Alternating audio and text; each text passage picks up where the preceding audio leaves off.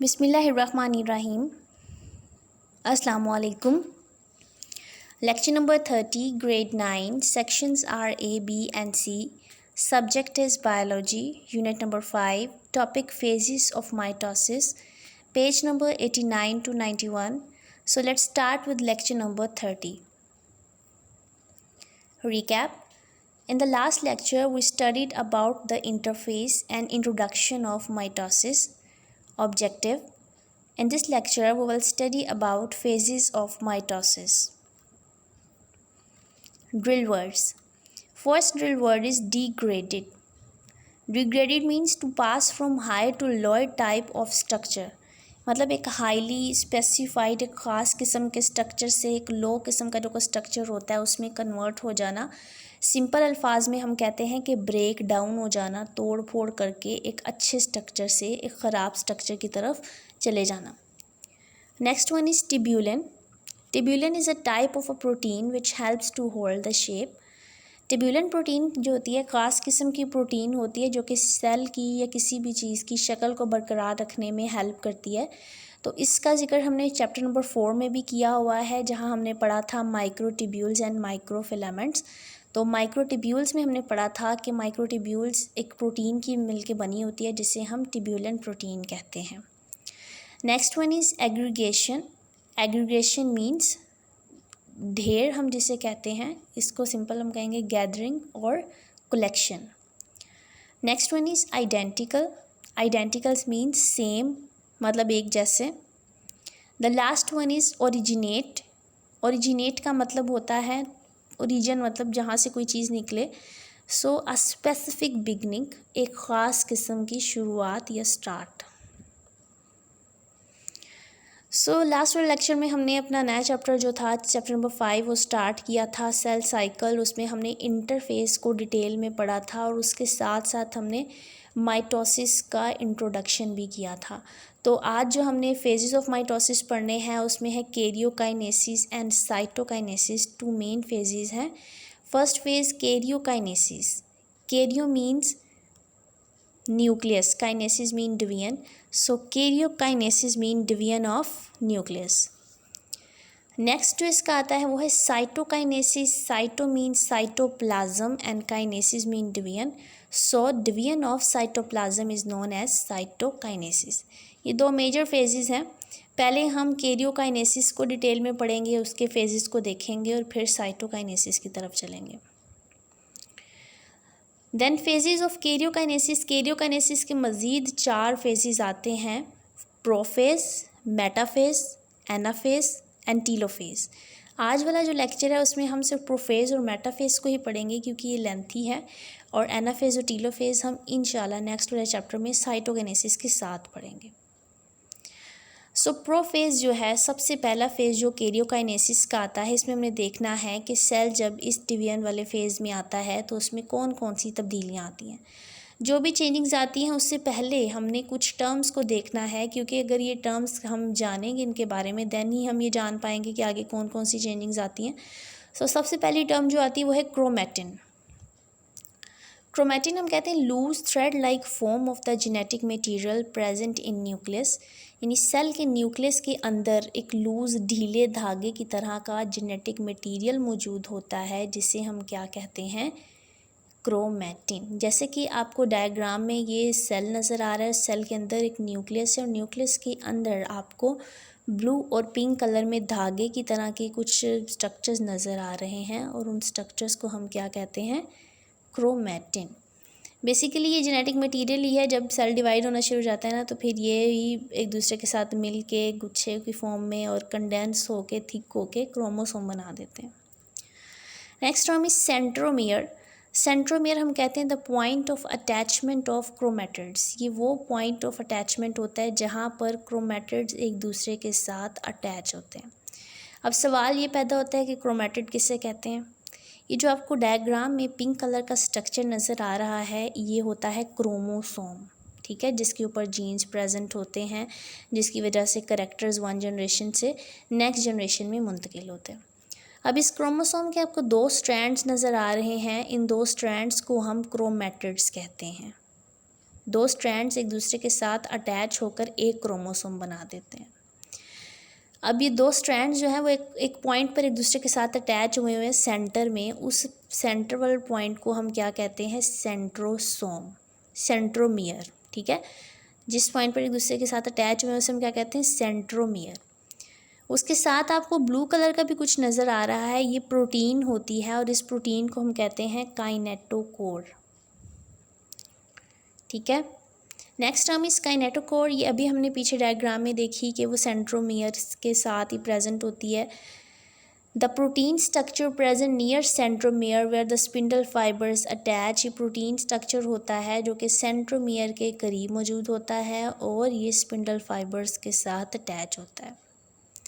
Next one is spindle fibres. Spindle fibres क्या होते हैं इसके बारे में भी हमने जाना था जब हमने 4th चैप्टर में सेंट्रियोल्स और सेंट्रोसोम के बारे में स्टडी की थी। तब मैंने आपको ये 5th वाले चैप्टर में इनका थोड़ी सी झलक दिखा के रिवाइज करवाया था।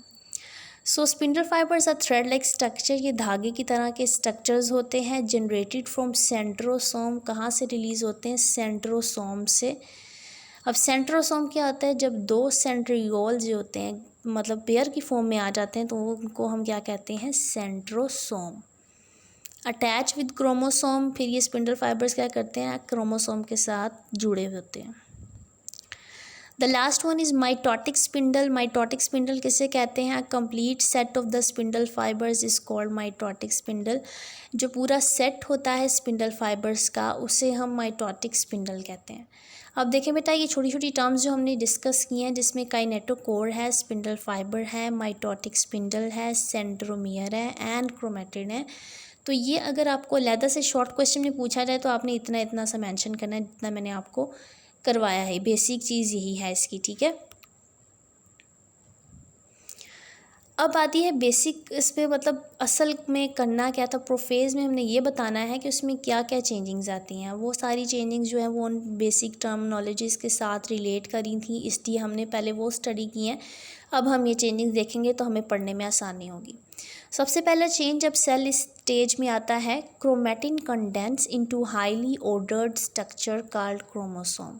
क्रोमेटिन जो था वो धागे लाइक स्ट्रक्चर में मौजूद था, वो कहते हैं ये कंडेंस हो जाता है, थिक हो जाता है। किस में थिक हो जाता है? हाईली ऑर्डर्ड स्ट्रक्चर, एक ख़ास तरतीब लगा हुआ स्ट्रक्चर जिसे हम क्या कहते हैं? क्रोमोसोम। मतलब वो धागा से जाता था वो क्रोमोसोम में तब्दील हो जाता है। Each centriole duplicate and 2 daughter centrosome are form. हर जो सेंट्रियोल होता है वो डुप्लीकेट कर लेता है, मतलब कॉपी बना लेता है अपनी, और अब वो कॉपी बना के वो किस में कन्वर्ट हो गए? सेंट्रोसोम में। ये हमें पहले भी पता है। नेक्स्ट आते हैं centrosome migrate to opposite pole. जो सेंट्रोसोम बनते हैं वो माइग्रेट कर जाते हैं, मूव कर जाते हैं अपोजिट, मुखालिफ पोल्स यानी मुखालिफ किनारों की तरफ। एक सेंट्रियोल जो होता है वो एक किनारे की तरफ चला जाता है सेल के, और एक दूसरा जो होता है वो दूसरे किनारे की तरफ चला जाता है। Next one is spindle fibres are formed by centrioles. Spindle fibre जो धागे नुमा स्ट्रक्चर होते हैं ये बनते कहाँ से? एक्चुअली कौन बनाता है इनको? सेंट्रियोल बनाता है। उसके बाद आता है nuclear envelope break down. Nuclear envelope हमें पता है कि न्यूक्लियस की दीवार जो होती है उसे हम न्यूक्लियर इन्वेलप कहते हैं। तो जब प्रोफेज स्टार्ट होता है तो न्यूक्लियर इन्वेलप टूटना शुरू हो जाती है, ब्रेक डाउन हो जाती है। लास्ट में इसमें क्या चेंज आता है? Nucleus disappear. हमें पता है कि सेल के न्यूक्लियस में एक डार्क कलर की बॉडी प्रेजेंट होती है जिसे हम न्यूक्लियोलस कहते हैं। तो जब प्रोफेज होता है तो न्यूक्लियोलस जो होता है वो गायब हो जाता है, डिसअपेयर हो जाता है।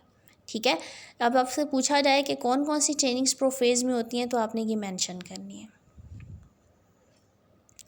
ये देखें, हम प्रोफेस को डायग्राम से अगर देखें तो फर्स्ट वाली डायग्राम जो आपको नज़र आ रही है स्टार्टिंग का भी प्रोफेस शुरू हो रहा होता है। देखिए यहाँ पर अभी न्यूक्लियर इन्वेलप भी हमें प्रॉपरली नज़र आ रही है और ये सेंट्रोसोम दोनों तरफ आपको नज़र आ रहे हैं और फिर धागे नुमा स्ट्रक्चर्स भी निकले हुए हैं जिन्हें हम स्पिंडल फाइबर कहते हैं। सेकेंड वाली डायग्राम में आपको लेट प्रोफेज नज़र आ रहा है, इसमें आपको कोई न्यूक्लियर इन्वेलप नज़र नहीं आ रही, न्यूक्लियस नज़र ही नहीं आ रहा प्रॉपरली, उसकी दीवारें टूटी हुई हैं और जो सेंट्रियोल्स हैं वो अपने अपने किनारों की तरफ जा चुके हैं और स्पिंडल फाइबर जो हैं वो रिलीज़ हो रहे हैं, निकल रहे हैं। नेक्स्ट स्टेज आती है मेटाफेज। प्रोफेज के बाद जो अगला फेज़ आता है वो है मेटाफेज़। मेटाफेज़ में क्या क्या चेंजिंग्स आती हैं? सबसे पहला change, spindle fibres increase in length called kinetochore fibres. इस स्टेज में आके जो स्पिंडल फाइबर्स होते हैं अपनी लंबाई को बढ़ा लेते हैं। जब वो अपनी लंबाई बढ़ा लेते हैं तो इस स्टेज पर उनको हम कहते हैं कि ये क्या बन चुके हैं? Kinetochore fibres. Kinetochore fibres attach with chromosome. अब जो काइनेटोकोर फाइबर्स बन चुके हैं ये किसके साथ अटैच हो जाते हैं? क्रोमोसोम्स के साथ। Next one, chromosomes arrange at centre forming metaphase place. जो क्रोमोसोम्स होते हैं ये सेल के सेंटर में यानी दरमियान में एक तरतीब लगा लेते हैं ऊपर नीचे और एक प्लेट सी बना लेते हैं और उस प्लेट को हम कहते हैं मेटाफेज प्लेट। मेटाफेज प्लेट इसलिए कहा है क्योंकि ये मेटाफेज में ही हो रही है, ठीक है। Last, non kinetochore fibres attach with each other. कुछ ऐसे फाइबर्स होते हैं जो नॉन काइनेटोकोर होते हैं, मतलब वो उनकी लेंथ इतनी इंक्रीज नहीं होती, होते हैं वो स्पिंडल फाइबर ही हैं। तो वो जो होते हैं वो क्रोमोसोम के साथ नहीं अटैच हो सकते बल्कि वो एक दूसरे के साथ ही अटैच हो जाते हैं।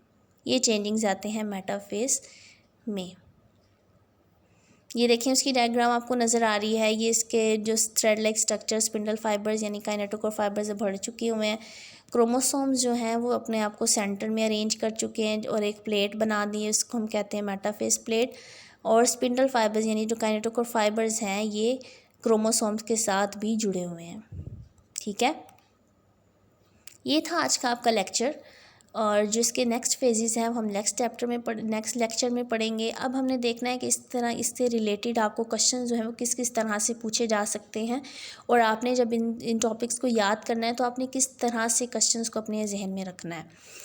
तो फर्स्ट शॉर्ट क्वेश्चन हम देखेंगे, डिफाइन कैरियोकाइनेसिस एंड साइटोकाइनेसिस, ये हमने किया है। Next, differentiate between chromatin and chromosome. Chromosome और क्रोमेटिन के अंदर क्या डिफरेंस होता है, यहाँ आपने डेफिनेशन देख के ही उसमें फ़र्क बयान कर देना है। Next one is what are spindle fibres. Spindle fibres क्या होते हैं। Define kinetochore. काइनेटोकोर क्या होती है। What changings occur in metaphase. Metaphase के अंदर कौन कौन सी तब्दीलियाँ आती हैं। What happens during prophase. और प्रोफेज के अंदर कौन कौन सी चेंजिंग्स आती हैं। लॉन्ग क्वेश्चन में अगर आपसे पूछा जाए तो आपसे कहा जाएगा right note on prophase of mitosis, क्योंकि यही बड़ी लंबी स्टेज है इसकी। तो लॉन्ग क्वेश्चन में आपसे ऐसे भी पूछा सकता है कि माइटोसिस का जो प्रोफेज है उसके ऊपर नोट लिखें, उसको डिटेल से बयान करें। तो बेटा ये था आज का लेक्चर, होपफुली आप लोगों को समझ में आया होगा। इसको थोरली आपने रीड करना है बुक से और कोशिश किया करें कि हेडिंग्स दे दिया करें जिस तरह से आपको लेक्चर्स में दिलवाई जाती हैं। तो आप वैसे ही जब उसको रीडिंग करते के दौरान उसको अंडरलाइन करके एक हेडिंग की फॉर्म दे दिया करें।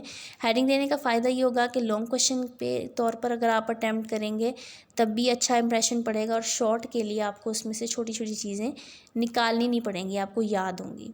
ओके, अल्लाह हाफिज़।